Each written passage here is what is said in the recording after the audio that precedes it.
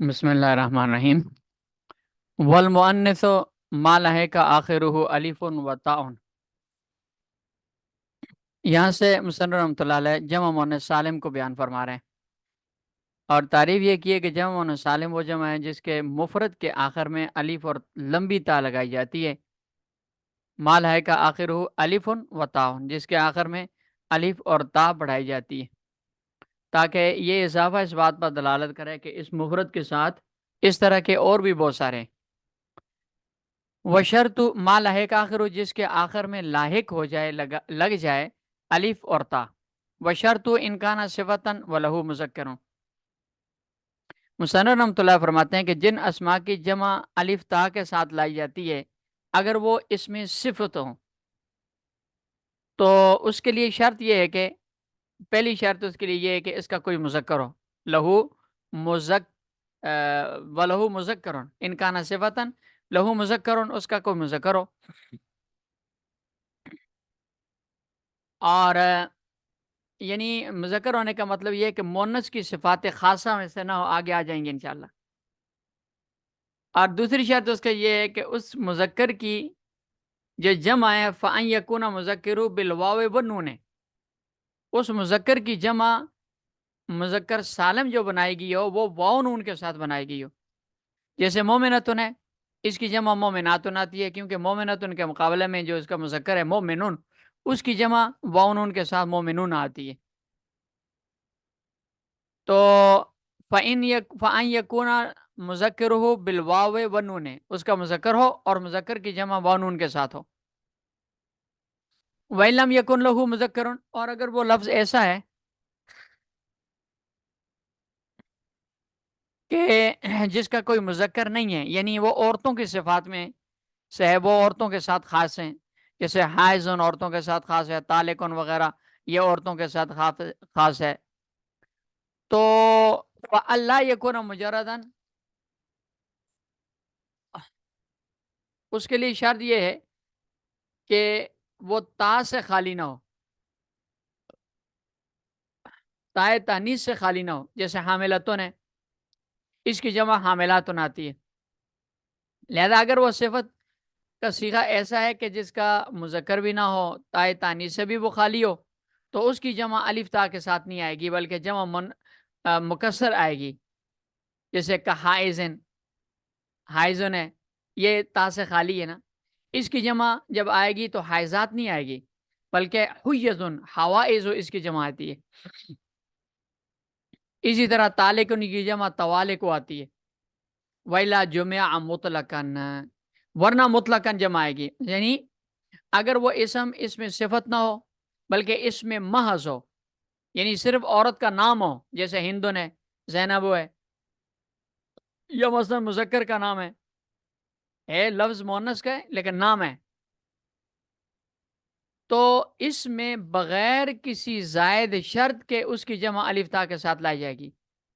وَإِلَا جُمِعَ مُطْلَقًا، بغیر کسی شرط کے اس کی جمع الف تا کے ساتھ لائے گی، جیسے ہندن سے ہنداتن، زینبوں سے زینباتن، طلحاتوں سے طلحاتن، بیضتن سے بیضاتن، یہ مختلف قسمیں ہیں۔ یہ جو اللہ کا استثناء ہے وہ جمعہ مطلق، اللہ جمعہ مطلقاً، اس کا مستثنیٰ منہ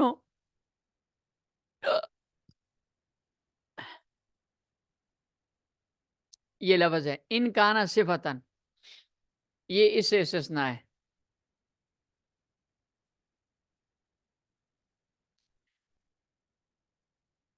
جمع تکسیر ہے، جمع کی دو قسمیں شروع میں بیان ہوئی تھیں، جمع مذکر جمع سالم، جمع مکسر۔ پھر جمع سالم کی دو قسمیں تھیں، مذکر سالم، مؤنث سالم، وہ بیان ہوگی۔ سالم کی تعریف بھی ہوگی، اس کی دونوں قسموں مذکر سالم اور مؤنث سالم، اس کی تفصیلات بھی ہوگی۔ آگے جمع کی دوسری قسم بیان کرتے ہیں، جمع مکسر، ما تغیر بنا واحدہ۔ جمع مکسر وہ ہے کہ جس میں مفرد کا صیغہ، مفرد کا جو وزن ہے وہ ٹوٹ جائے، تغیر ہو جائے، اس کے اندر تبدیلی ہو جائے، جس کے مکسر جمع بناتے وقت مفرد کا وزن ٹوٹ جائے، سلامت نہ رہے، پھر یہ جو تغیر ہے یہ عام ہے۔ خواہ لفظاً تغیر ہو جیسے رجالوں نے، افراسوں نے، رجلون کی جمع رجالوں نے اور فرسون کی جمع افراسوں نے، تو لفظی طور پر تغیر ہوا، تبدیلی ہوئی. اور یا مانن تغیر و تبدیلی ہو جیسے یہ شروع میں بھی گزرا تھا، جیسے فلکن ہے، اگر اس کی جمع اسدن، یہ اس کا وزن اسدن ہو تو یہ جمع ہوگی، اور اگر اس کا وزن قفلن کے وزن پر ہو تو یہ مفرد ہوگا. ما تغیر بنا واحدی کا رجال افراد ہیں. جمع القلت افعل ہو، یہ مصنف رحمۃ اللہ علیہ مطلق جمع کی اقسام بیان کر رہے ہیں.